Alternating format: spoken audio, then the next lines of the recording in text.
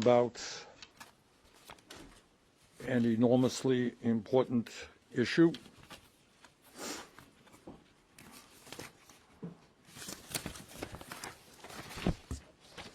Let me start off by saying that in my view, and in the view of people who know a lot more about this issue than I do, we are at the beginning of the most profound technological revolution in world history, period.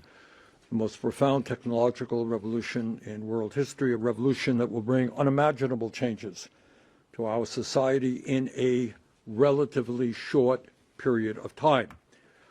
Artificial intelligence and robotics will impact our economy, our democracy, our privacy rights, our emotional well-being, our environment, and even our very survival as human beings on this planet. The scale, scope, and speed of this transformation will be unprecedented. According to Demis Hassabis, who is the head of Google DeepMind, the AI revolution will be 10 times bigger than the Industrial Revolution and 10 times faster. In other words, AI and robotics will have 100 times impact in terms of what the Industrial Revolution did. And it's not just what AI companies are saying, it's what they are doing. This year alone, 4 major AI companies are expected to spend roughly $670 billion building data centers and tens of billions more on research and development. Despite the extraordinary importance of this issue and its impact on every man, woman, and child in this country, AI has received far too little serious discussion here in our nation's capital. I fear that Congress is totally unprepared for the magnitude of the changes that are already taking place. While Congress has not paid attention or enough attention to this issue, the American people have. According to a recent poll, 79% of voters are concerned that the government does not have a plan to protect workers from AI job losses. That same poll also found that 56% of voters, majority of voters, are concerned about losing their job or having someone in their family lose their jobs in the next year, not in the next 10 years, in the next year. Why are the American people so concerned? And the answer is they have a lot of reasons to be concerned. They understand that at a time of massive income and wealth inequality, when the billionaire class has never, ever had it so good, some 60% of our people are living paycheck to paycheck. And the American people understand that the AI revolution, these massive investments, are being driven by some of the wealthiest people in our country and the world, people like Elon Musk, Jeff Bezos, Mark Zuckerberg, and Larry Ellison. They understand that these billionaires are investing huge amounts of money into AI and robotics, not to improve life for working families, but to dramatically increase their own wealth and power. Do you think the average American is sitting around trusting that the multi-billionaires are going to transform society for the good of ordinary people? I don't think so. In terms of the impact that AI and robotics will have on working people, let us listen to what the tech oligarchs themselves are saying. Not the Congresswoman, not me. Let's hear what the tech oligarchs are themselves saying. Elon Musk, who has made massive investments in AI and robotics, has stated, and I quote, AI and robots will replace all jobs. That's about it. Replace all jobs. Bill Gates, another massive, who's also made massive investments, has said humans, quote, won't be needed for most things, end quote.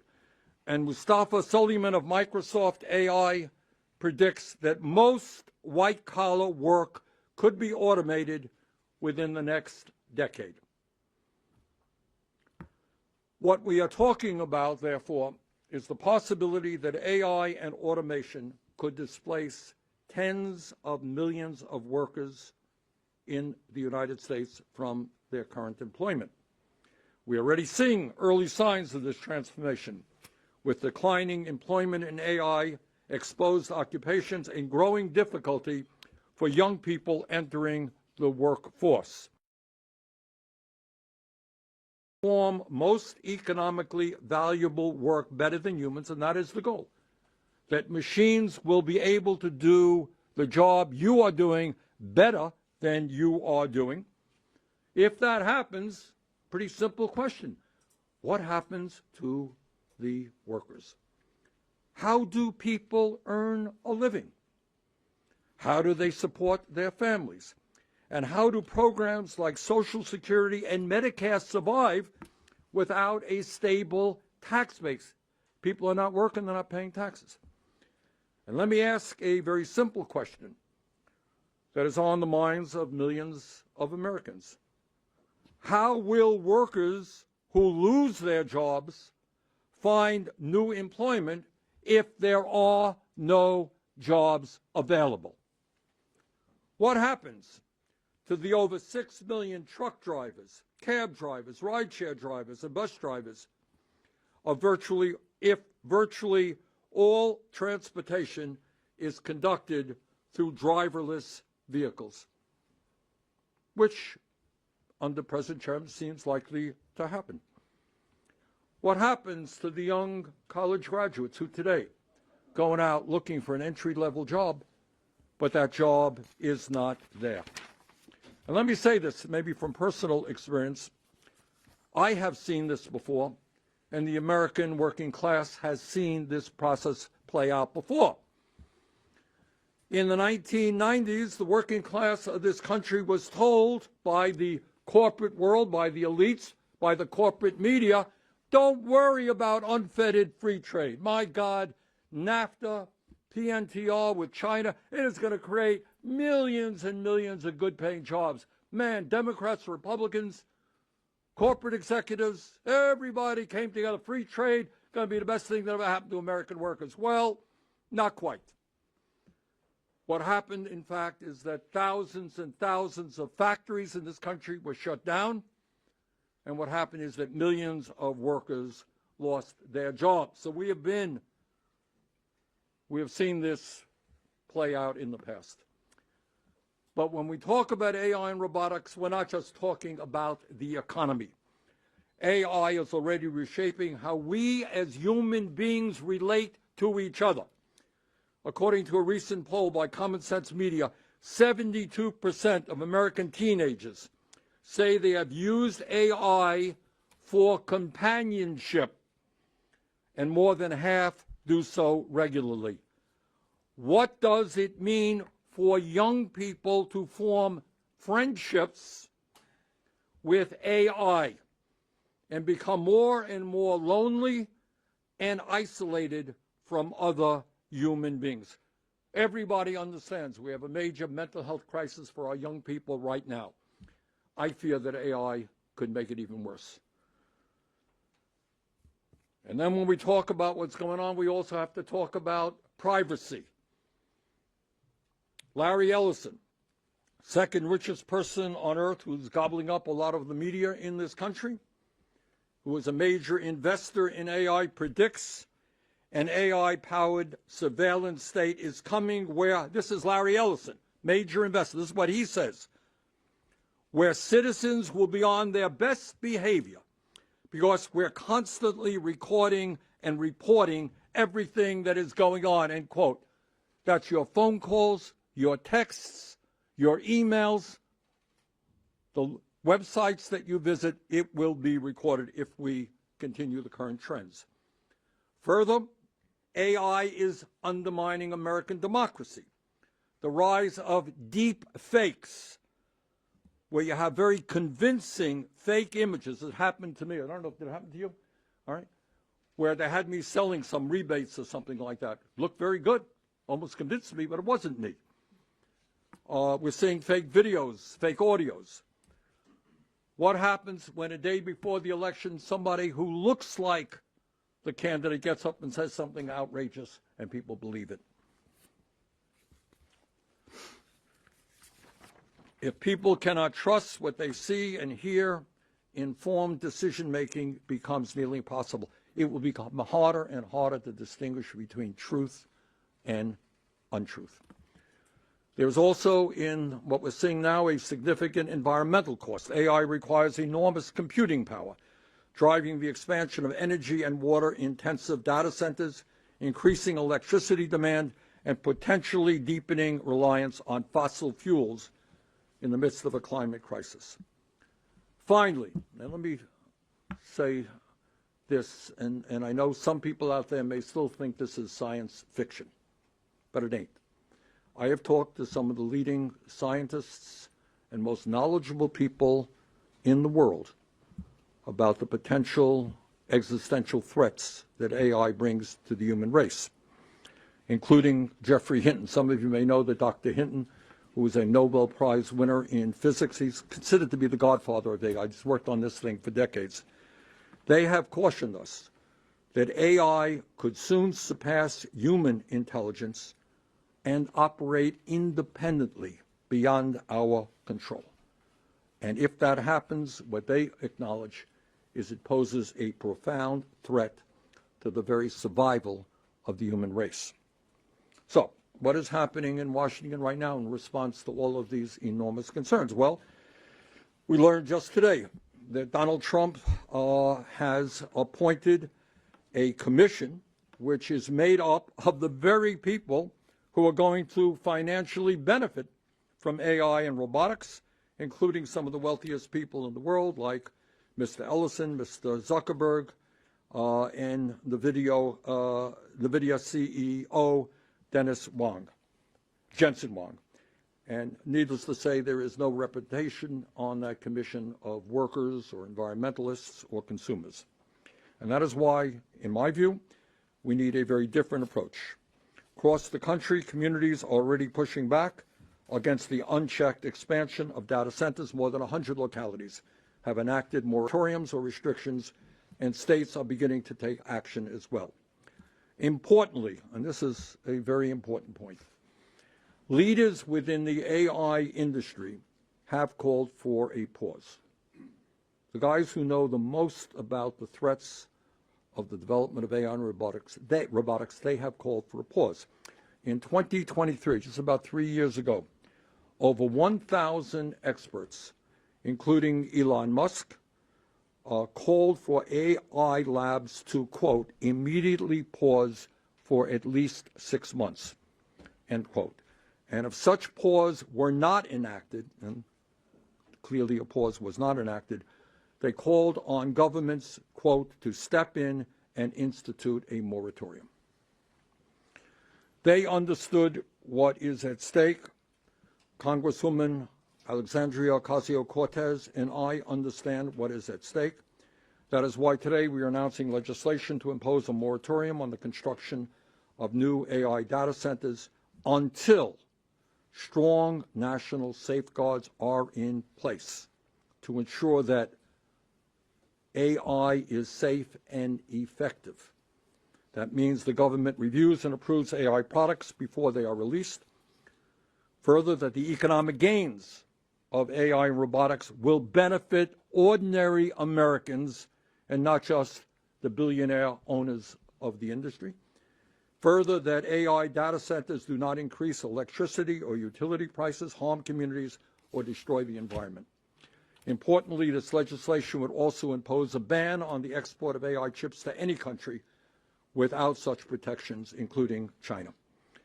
A moratorium will give us time to understand the risks, time to protect working families, time to defend our democracy, and time to ensure that this technology works for all of us, not just the few. So, with that, let me now introduce the Congresswoman from New York, Congresswoman Alexandria Ocasio-Cortez.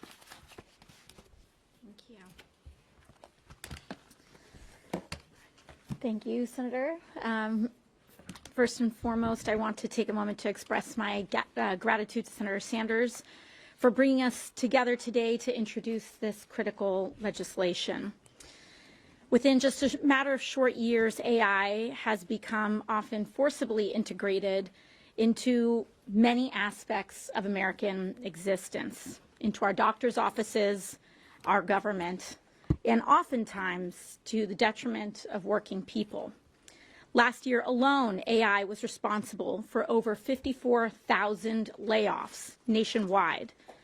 And when we talk about those jobs, it's not just a number. These are industries, these are communities, these are families. You know, just a few short years ago, Sam Altman came before Congress. And in a direct plea, he begged us to regulate this industry. He said that these tools were under no circumstances ready, nor should they be integrated into weapons of war. That we must impose severe regulations immediately to prevent mass layoffs and to ensure that any productivity that comes of this industry can benefit working people. 3 short years later, none of that has happened, and in fact, in many cases, the opposite has happened. I'll start with another quote from Sam Altman, who said 10 years ago, "AI will probably lead to the end of the world. But in the meantime, there will be great companies created with serious machine learning." While I'm happy that Mr. Altman is responsible on his end of the deal, you know, he has his responsibilities on the company side, our responsibility is to take care of people. And that is what we're here to do today. Unfortunately, the leaders of this industry have repeated time and time again that they view working people as an endless, untapped market to be manipulated and exploited, that they would sell our country out if it meant that they could turn a profit. And it is no surprise that in the 4 years since ChatGPT was released, we have seen AI deployed at a massive scale to create Big Brother-like surveillance. Every day, Americans are seeing videos of ICE agents waving phones into crowds, threatening that if they use their First Amendment rights, U.S. citizens using their First Amendment rights, that they will be added to some vague database that the American people have not consented to nor are knowledgeable about. Companies like Palantir are mining endlessly the data and privacy of the American people, keeping track of everything that they say and do, and sending it all to a militarized and centralized government. When you take the subway, when you share a TikTok, when you talk to your Alexa at home, they are collecting your data and figuring out new ways to weaponize it. And now they are using AI tools to automate this so that it is not only pervasive, but that it is effortless. We must sound the alarm now. And because of this surveillance of the American people is not going to stop, we must stop it. All of this harm has occurred not in spite of, but because of the absence of federal legislation to regulate AI. This is not my first bill around AI, and I can tell you that it is extremely discouraging to see how even the most minute efforts to protect people at some of the smallest and most basic level, like trying to prevent AI-generated child pornography, is still combated, oftentimes by many people here on the Hill and throughout industry. In this story, currently, the story of AI is a story of corruption. It is fueled and funded by the same multi-billion-dollar corporations lobbying politicians to sit back and do nothing while they harm our communities. In fact, one of the largest explosions of super PAC and outside funding is by the AI industry. And for years, Congress has enabled this permission structure, a permission structure that allows billionaires like Sam Altman, Elon Musk, and Peter Thiel to be trusted to regulate themselves under the guise of, quote, American innovation. And what are they asking for now? endless energy. These companies are now so desperate to profit off of the AI boom that they are racing to construct thousands of giant AI data centers and jacking up the utility costs of everyday Americans to pay for it. These data centers power thousands of high-intensity computer chips that are processing at all times and require massive amounts of energy to operate. Just one hyperscale data center consumes the same amount of energy in 1 second as 100,000 households. Because of the massive amounts of energy they use, power and water utility companies must build multi-billion-dollar infrastructure to keep up with the demand. And these companies are not paying for their own energy infrastructure. People's energy bills around the country are skyrocketing in order to pay for these AI data centers for them. In the last 5 years, Americans who live near data centers saw their electric bills increase over 267% each month. We are talking about an $80 a monthly increase from $80 a month to $294 a month. Working people are already living paycheck to paycheck, in some states off of wages as low as $7.25 an hour, another federal minimum wage that Congress also refuses to raise. They simply cannot afford another increase to their monthly bills. And this results in people cutting corners whenever they can to keep the lights on, whether it's skipping meals or rationing their insulin. And while the American people are suffering, big tech continues to demand more. More data centers, more energy, more data collection, more American jobs replaced by AI, all on the feet of the American people to pay. And across the country, Democrats, Republicans, and independents are standing up. People are standing up to big tech and saying no to these data centers being built in their own communities.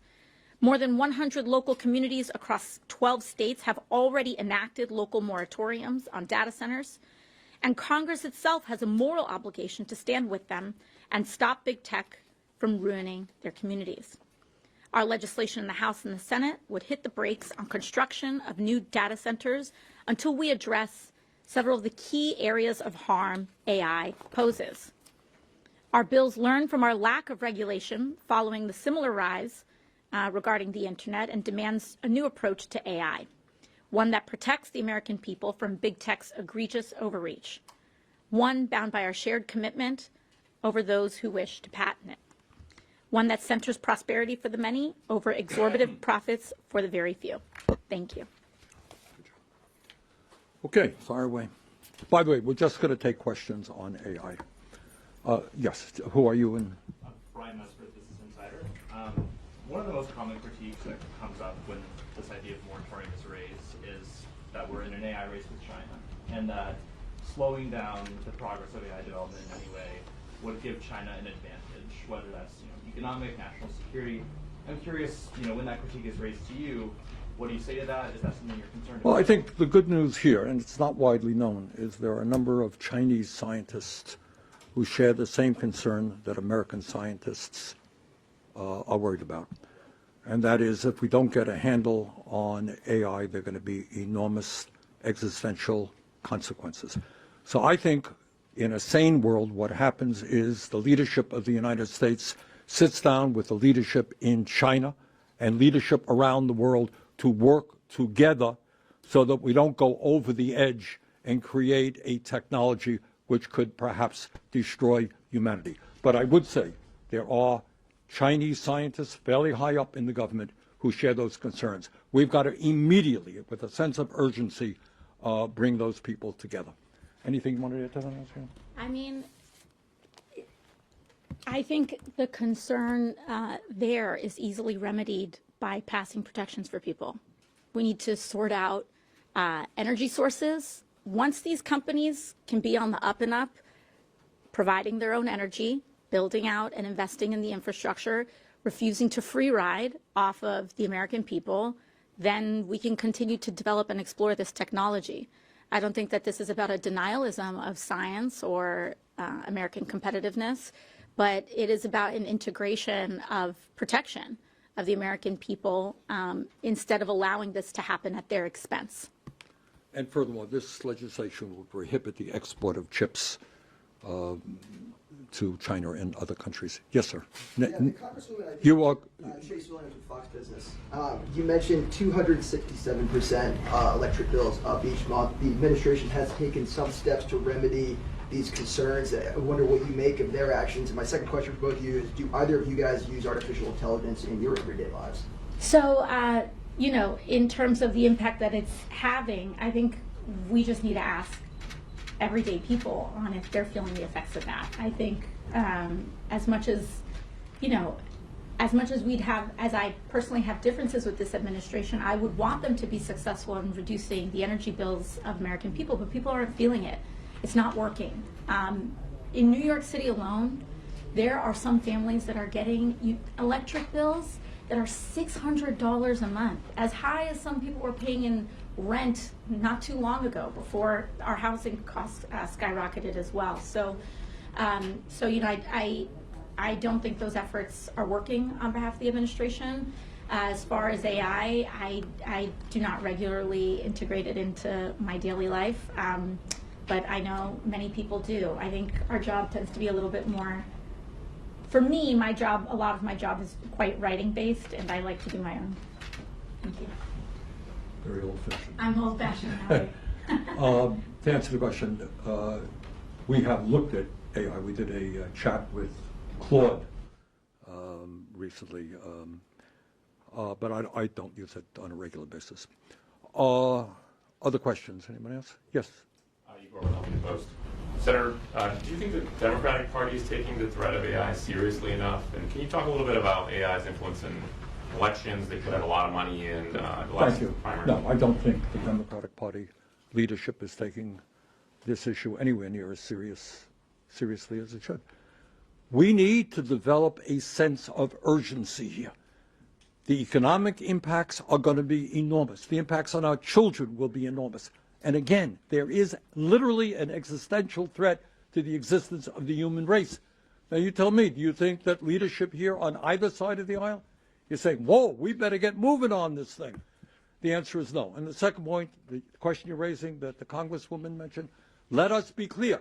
Why is Congress not moving aggressively? Well, maybe it has something to do with 150 million and more that is coming in to Congress in campaign contributions and in super PACs. When you have a class of people who are multi-billionaires spending a few $100 million on elections is chicken feed, okay? And that is what they are doing. So what they're saying to members of Congress and candidates, you're going to stand up to us? Well, guess what?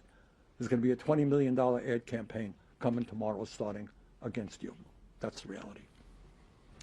Other questions? Yes, sir. Pablo Enriquez, Migrant Center. So there's been said that the data centers and the chip makers and the app makers have kind of created this circular, you know, loan and business basically, and that it's created a bubble, and by pulling out of it, we could have serious economic consequences. How do we pull out of that? And another question is, what do you make of Claude?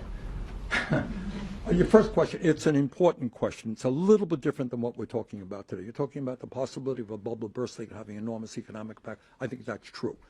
But above and beyond that, what we're talking about is a technology, bubble or no bubble, that is going to have a real impact on American society. So you asked me about my chat with Claude. I'll tell you, it was a little bit mind-blowing. You can very easily, and again, I suppose the young people have more familiarity with it than I do. It is amazingly easy to start seeing this entity, this AI agent, or call it what you might, as a human being. And please remember, importantly, AI is only going to get more and more effective in years to come.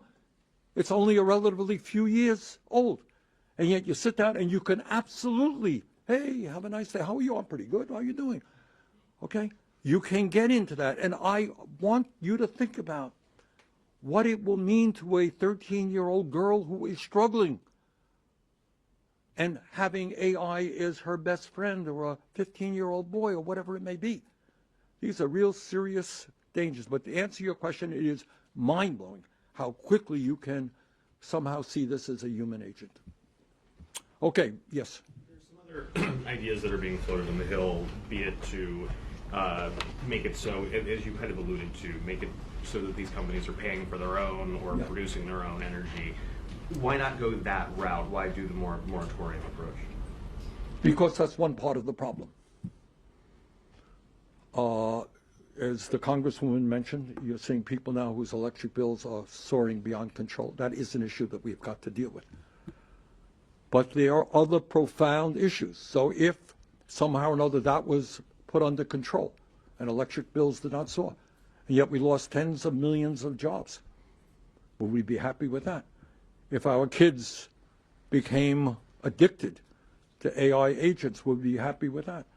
And I think, once again, I want to get back to the point that some of the founders of this industry, people who know more about it than anybody else in the world, are telling us that within a few years it is likely that AI will be smarter than human beings, that human beings may lose control over AI with possibly catastrophic impacts. How do you ignore those issues? You tell me.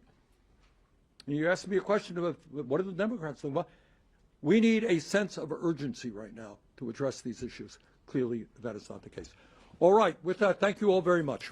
Thank you.